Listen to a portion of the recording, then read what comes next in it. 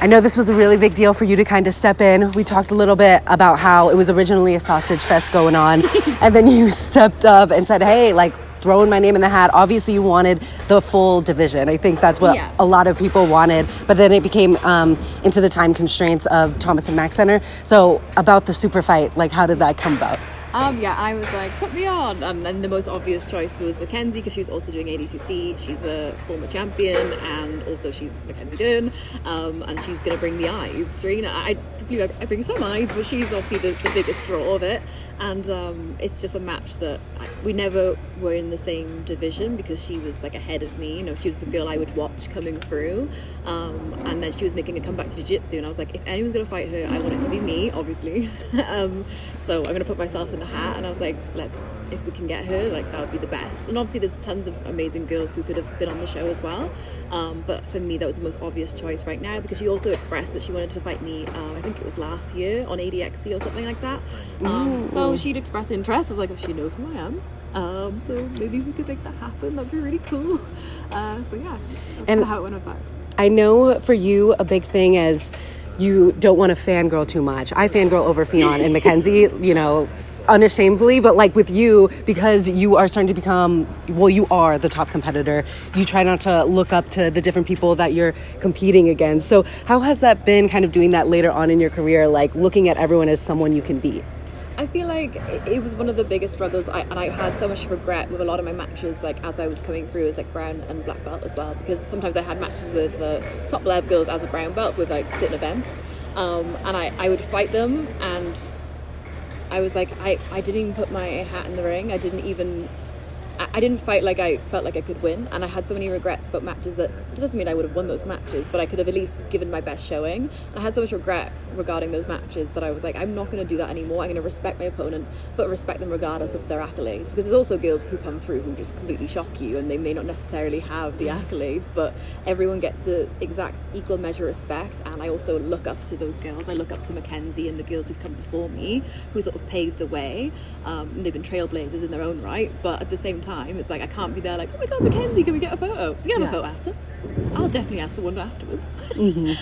But it's that thing of like, I respect her, I'm a fan, but when we're fighting, like, I'm in it. I mean, I'm in the fight, and I believe in myself, and I prepared hard. So yeah. One of the craziest moments and highlights of yours is the match against Via Mesquita. When you're in those moments and they're just refusing to tap, what's going on through your head? You're just kill mode, trying to get the break. It was like, a lot of people asked me about that before as well, and it was very, there was no emotion attached. It was like, oh, okay, the arm is, sorry, this sounds really gross, but like the arm, you know, I could feel that this direction is now, you know, it's not soft, but but like I can feel that, you know, this, it's gone to the length it can go, and she's not tapping. And so I was like, okay, change direction. Okay, you can feel the tension, and then you can not feel the tension. And then you keep changing direction. So it's a very like logical, okay, this is what we do, and like not thinking about it. It's after, when I watched the video back, I was like, she's tough as nails. Because I would have been like, scream tapping straight away. So, and she didn't even react. She was like this, and she recovered really well, obviously. And but at the time, you're not emotional. But when I watched it back, I was like, how did she do that? But she's another person who I've watched throughout the years, is an idol of mine. And yeah, like that was, again, it was like I you know, off the mat, I'm like, oh my god, Ffion Davies, I love you and I'm a fan. But like on the mat, it's like, you are my competitor, you don't have a face, you're not a, you know, I don't think about what they've achieved or who they are at the time, because I think that just makes you fight in a different way, and you don't put your belief in yourself when you do that. And Via Mesquita, obviously Brazilian standout, and the way that Brazilians put so much pride and pressure on themselves to sometimes not tap in those moments. That wouldn't be me. I'm a baby. Yes, and so when you think about, I remember you were talking about how this was from the Raspberry 8 podcast a while ago, so you might not feel like this you might not feel this anymore, but a sense of like imposter syndrome, because you're kind of in a sport where not only you're the minority being a female, but also there's such a big Brazilian population that are champions, and you're kind of coming in here and really making waves. But sometimes, and I know it's just the British side of you where you are like self-deprecating sometimes, but there is definitely still strong self-confidence in yourself, and I feel like it's so motivating for other people in the jiu-jitsu scene that want to take their career far. So at this, like, when did it kind of switch for you, when you were like, this is me and I am champion and I can beat anyone on this planet? It was honestly moving to America, because like I had glimpses of what I could potentially achieve, and then there was always that little barrier of like, okay, I'm there, I'm on the level, but there's just something is going on. As I would get like to the podium, I get to the final. I had like a big issue with finals, such a huge hurdle where I was like, I'm not meant to win this. I'm not meant to be here. I am not Brazilian. I didn't train since I was 5 years old. I'm just a random Welsh girl, or what am I doing here? But then I was like, this is actually, I was annoying myself. I was like, this is getting annoying to be like, oh, I'm the underdog. It's like, no, like I was irritating myself with it, and pretty much was going to America and how like JT would correct the way I talked to myself, and he'd be like, how do you feel today, kind of thing, and I was like, oh, I'm okay, I'm tired, and he was like, no, you feel great, no, you're great, and I was like, okay, crazy American man. And then, but like that, literally like the correcting myself, it became a habit. I'd be in a tournament, I'd be like, oh, I'm so nervous, I hate when people watch me, and I would flip the ball. I started practicing it without really realizing, just because he would do it and I would see that and emulate it, and he'd be like, oh no, I love when people watch, even if it's not true. I keep telling myself that, and now I genuinely feel it. And so every single time a negative thought would come in, and it sounds like toxic positivity, but I really hope that's not how it comes across, because obviously feel your emotions, but at the same time, when you're at a tournament, you need to focus. So it was very, no, I like it when people watch. There's a camera filming me. Oh no, I like that, because is it what I've always wanted? I want to be the best, and what comes with that is media attention, or people filming your final, and that's a good thing, because it means that I can progress in my career. So I can't be like, oh, I hate when they're filming me, and shying away from it, because you can be on the good end of that or the bad end, and that's just part of it, and it's reality, and it's coming to terms with that. And just anytime something negative would come in, just really correcting myself and making that a habit, I found that really helpful. And now I'm just very delusional. No, I love it. Well, all fighters need a sense of delusion, but with you, you back it up with the skills and for now. Yes, no, you really do. It is so impressive. And I love how Shauna is here. She does such a great job of your marketing, the road to CJI, because we need more media from all the jiu-jitsu girlies out there, because the big excuse is, the girls don't do numbers and all this. And I think social media, it's obvious that a big way to grow is just consistency and putting yourself out there more. Yeah. And I remember one of the most moving YouTube videos you did.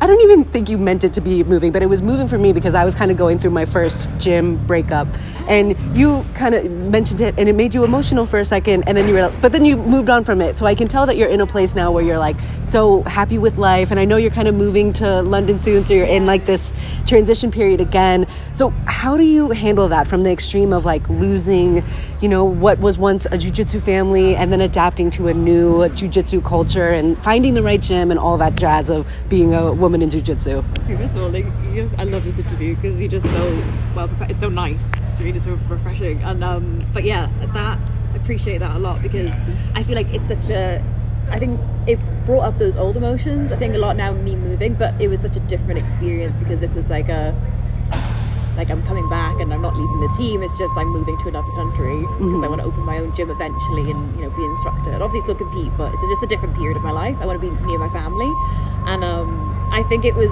such a different thing. But obviously you compare. So it was like a nice goodbye, but obviously not forever. I'm not dying. Not yet. See you after this week. Yes. It's gonna be a long week. But yeah, it was very difficult before, because it was like.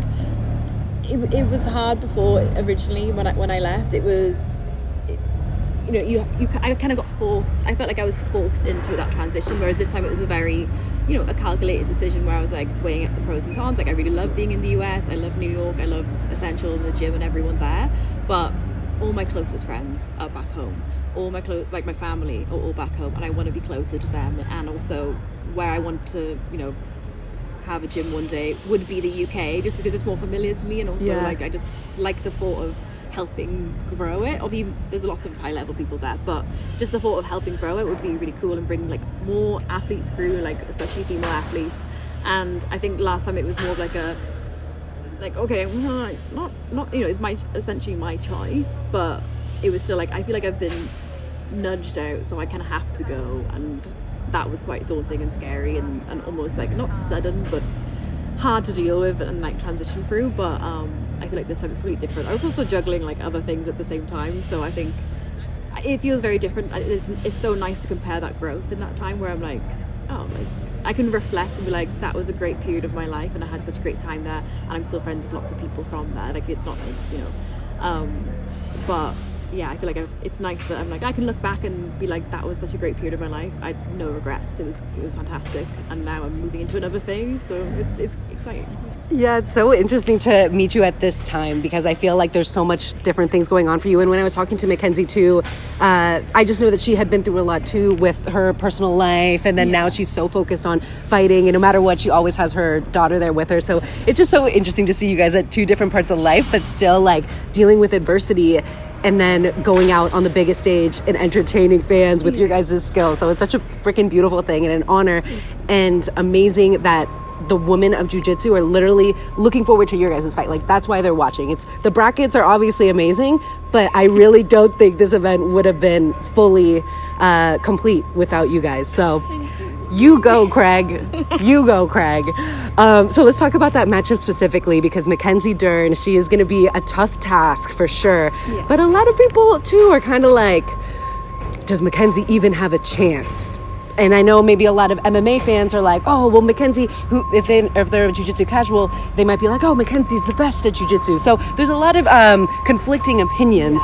But, I mean, how do you see this matchup in your eyes? I think, like with anything, it's somewhere in the middle, right? You got that, like you said, there's some people who are like, who's this random about me? Like, and I'm like, yeah, fair enough.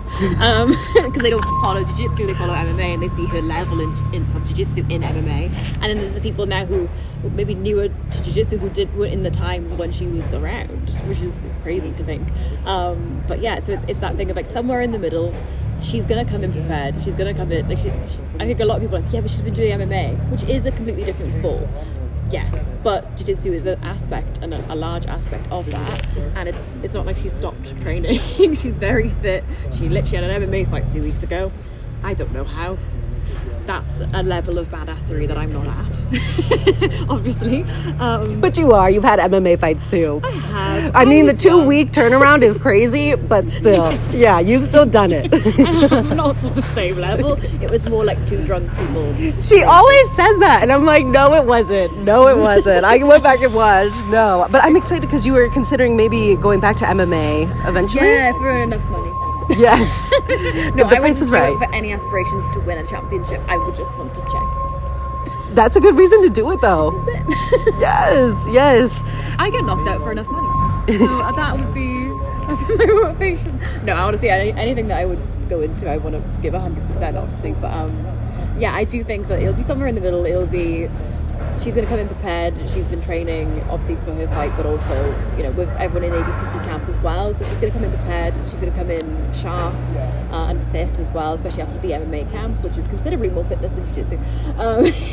And used to that, like, five-minute rounds, which I think is what we're fighting at, but I'm not entirely sure. I think it is 5-5s. Or 3-5s. I'm prepared for 5-5s. But I also feel the most confident in my abilities now. I don't tie emotion to it. It's very like, we go in, we fight, whoever has better jiu-jitsu on this day is the winner, and that is all you can do. And then you leave the situation and you improve what you need to improve on. That's as deep as it goes for me personally. It's just always like that I want to be as good at jiu-jitsu as possible. It's not necessarily about I have to beat her because of whatever, and I'm like some weird beef. There's never anything like that for me. Again, my opponent is always like faceless to me, which I think allows me to be like friends with opponents as well afterwards. Me trying to like so that I can then be friends with Mackenzie. She's gonna be like, I don't want to be your friend, you weirdo. No. But you know what I mean? I get what you mean. Like just always, a body up there that you have to submit. I can always separate. I feel like that's been a skill that I've developed that's been the biggest benefit to me, I think, you know, aside from skill building, is to separate that. I think for a lot of people, they'll fight with emotion and aggression. And obviously I'm being aggressive in my jiu-jitsu, but it's never aimed towards the person on a personal level, because whenever anything like that has happened with me, it's made me fight worse. Mm-hmm. So I feel like yeah, we find out on the day who's better jiu-jitsu, and that's as far as it goes for me. And if it's not me, then I go to the gym and I improve. That's all you can do. We cannot wait for that matchup. And I know that you and Mackenzie are both very daring in challenging people in higher weight classes. I'm very curious, if you were still in ADCC and they had brought back the absolute division, was the absolute division something you wanted to do for ADCC? Oh yeah, absolutely. I love an absolute. Yeah. Even if it's a self-sacrifice sometimes. I love an absolute. I love fighting bigger opponents. It is really fun. It's something that like I'm more thoughtful with now, what tournaments I do absolutes, because I'm like, okay, it's oftentimes, if it's IBJJF, for example, it's you fight absolute first and then your division. So I think a lot of people don't know that. So that's sometimes why I don't hop in, because I'm like, I don't want to risk getting injured for this when my division is the priority. But now I'm trying to branch out now, because I've been doing well in my division, to doing more absolutes and things like that, because it's that extra bonus. It takes the pressure off. And yeah, like I feel like I have a lot of fun with them. It's a lot of, Yeah, it's definitely the epitome of jiu-jitsu, being able to see if that technique can take out the bigger opponent. And I was so happy that you shared with the audience that, ADCC wasn't the one that added back the women's absolute divisions. It was actually sponsored by Gaidama, which is a apparel for jiu-jitsu run by women, a woman-owned business. That's that kind of sponsored. Nice. Yeah. Yes, it's so nice. Really, and they're so supportive. And I didn't know that, though. So there's like little things that kind of go under the rug when it comes to ADCC, like, bringing back absolute, kind of taking credit for that stuff. So when did you learn about that? And when were you like, okay, people aren't aware of this, I'm going to share that? It's there. Like, it's written in like the captions and things like that. It is transparent. In small fine print. Yeah, but like, people like will skim through it. But I just wanted that to be clear, because it was like, well, we're doing so much. But I was like, well, actually, no, an independent sponsor's come through and they wanted to support the women, and they've kind of gone, hey, we're going to provide you the funds, so do it. That's as far as I can tell. Now, I don't know the ins and outs, I don't claim to, but as far as I can tell, that has been what's happened there. And then I don't think, no one can tell me it's a coincidence that the following day that I withdraw for a super fight with Mackenzie, the next day the prize money is raised afterwards, after releasing a video where I told people how much I actually got for ADCC. And I think that was another thing. That was it not 10k? No, it's 5k. So absolute division, you were eyeballing it, and you wanted to make people know that, or let people know that Gaidama was the sponsor behind it. So what was, and this was the other part that I wanted to ask you about. Because when you win ADCC, it says on the website that you win $6,000, but you received $5,000. I'm like 99% sure I got 5,000, unless I was supposed to get 6. But no, I was pretty sure it was 5, because I got 7,000 for Gi Worlds, and that went by numbers in division. But obviously ADCC restricts the numbers of people to 8, and people will say what they like, oh, there's not enough girls. There's plenty of girls. You can't gaslight me anymore. There's plenty of girls, and so that's the justification for it. But fortunately now they've raised it, and like that's, I don't think this was the reason why. I hope not, but maybe they were like, oh, that'll get her, like that's out of spite or something. But like that's exactly what I wanted. I want that bag. I want everyone to get paid well, and I think that's hopefully the men's is also, if they raise them, they should raise them. But yeah, I think that's what I wanted. Yes, get your money. I don't want people to not get money. That's a good thing. If anything that ADCC improves from here is fantastic, and I'm glad of it, because it's better for the athletes all round. And sometimes you need that push from a competitor. That's to push you to change. Otherwise, you're not going to. Why would you become complacent?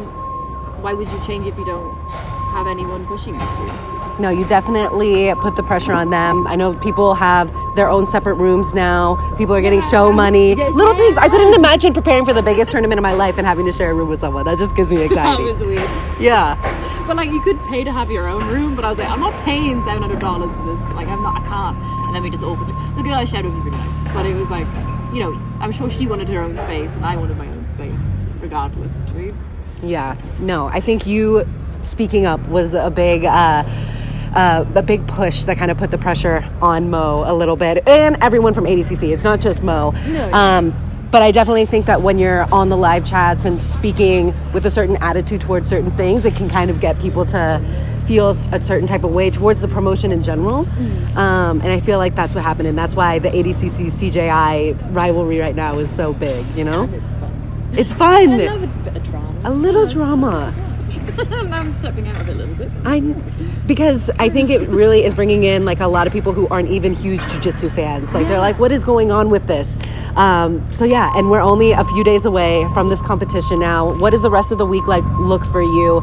Because I know we have weigh-ins on Thursday. So how are you keeping things aligned for Saturday night? Now is just keep taking over, just training like once a day, just get a sweat on, and like that's kind of it. And taking over while here, acclimatizing to the heat, even though it's not hot in here, thankfully. But yeah, it's been nice just to be out here, and everything feels very real now. But it's exciting, and it's all built up to this, and I'm just really pumped for the whole event. Like not only. I feel like this is the thing.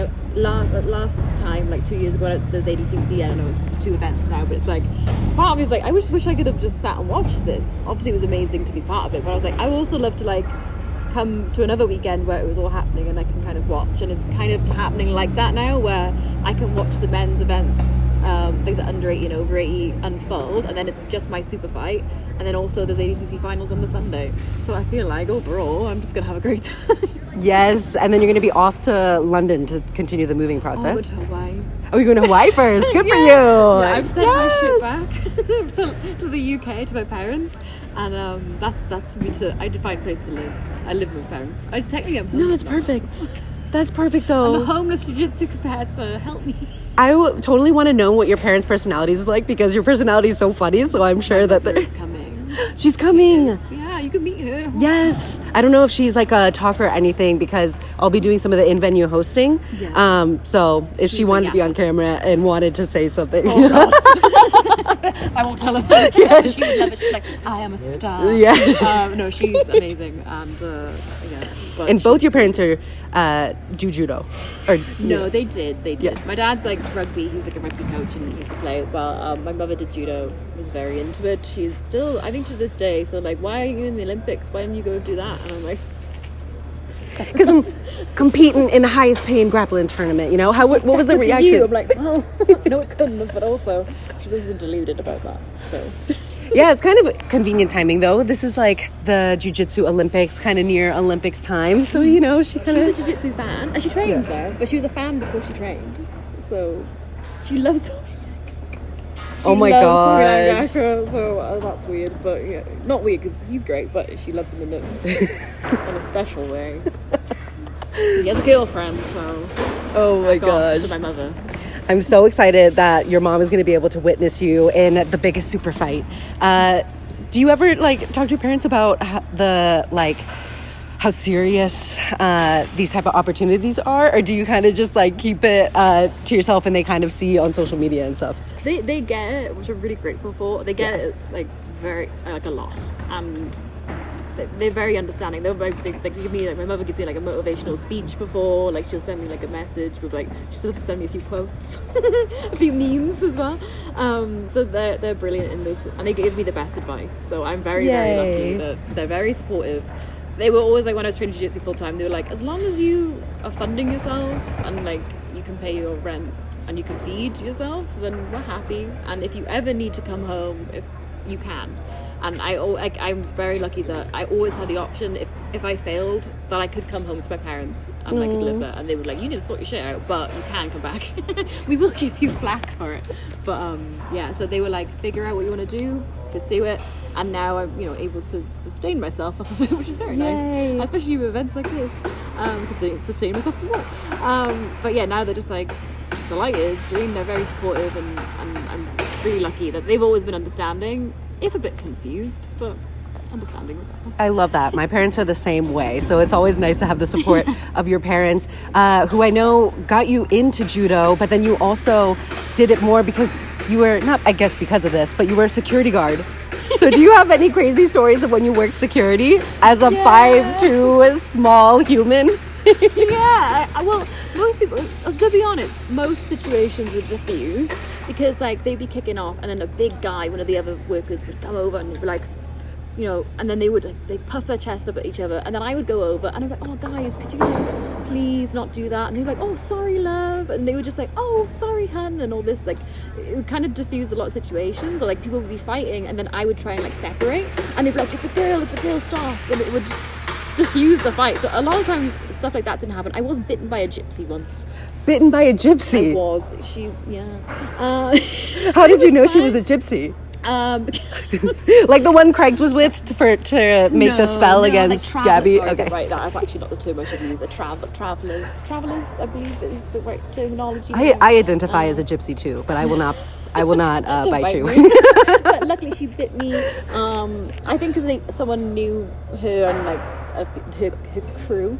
And she had to be asked to leave, and then they were like, well, Ffion, you have to grab her, because every time a guy grabs her, she's, and so I was like, well, okay. And then she bit me and she latched on, but luckily I had a big coat on, so it did protect me and I didn't have to get a shot. So. Oh my gosh, well, that is a crazy story. How long did you work in security? Only a year.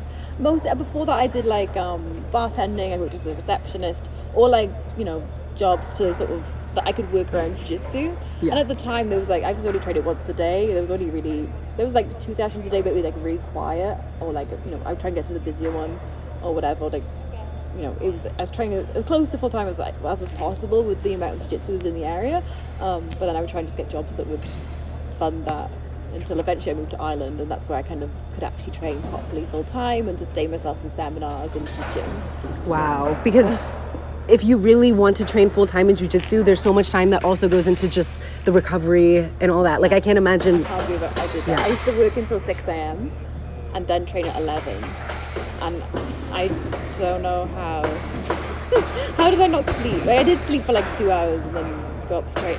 It's just weird trying to look back. I'm like, I would die now. So, but I mean, a lot of people train pretty much full-time, but also work full-time jobs, so I don't know how you do it.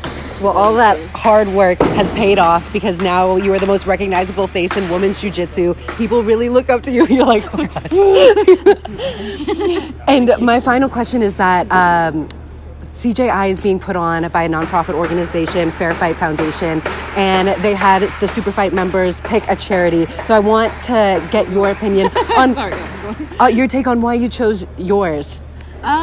I mean, people are gonna hate me now. No, I feel like you're supporting women and children. I think it's the right thing to do. I think it's as simple as that. And I can't even argue with anyone who doesn't think that it's the right thing to do to help people in need. That's as deep as it goes for me. I'm not someone who can speak on it in an intelligent way at all, but it's a very prominent situation right now, and I think that's why if the money, I want it to go that, because I feel like that makes no sense for me, and I just think it's the right thing. No, and I know Gabby is giving back to the people affected by the floods in Brazil, and I think it's awesome that Craig and Seth are kind of letting people have the choice of where they want their money to go, and I think that is a beautiful foundation that you're dedicating it to. MAPS is what it's called, and I'm so excited that we're able to use the ticket funds for something good, and also the Miata. Do you have any friends going for the Miata? Gordon Ryan's Miata? Did you hear about that? I entered it. Oh, you entered? Dude. I bought my mother and her friend tickets. Because obviously I got guest passes and stuff, but I used them on my friends, and I was like, okay, I'll get tickets. I don't want to come for and not have tickets. So I got them tickets, but I was like, oh, this is my way of entering as well. So I love that. If I win it, I'm gonna get it painted pink. Perfect. Because Gordon has been someone that has been super spicy with you randomly. Like, I've seen some of his stories and I'm like, I can't believe this man is really talking about anyone like this, but like another, a female in the jiu-jitsu community, like, in coming at you the way that he does. Like, I don't know. It's just weird behavior. I've never been someone to bite my tongue, and I think that can be bothersome to some people. And sometimes I wish I could bite my tongue, because then I get myself in shit like this, but it's good shit. But yeah, like I take it as a compliment. I would like to live rent-free in people's minds like that.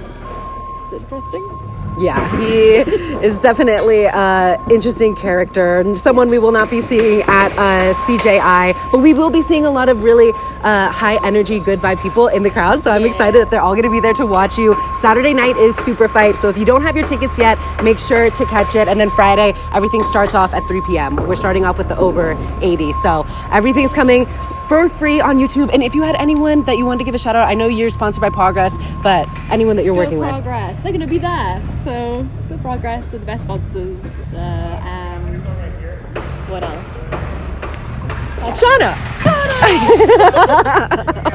She's like,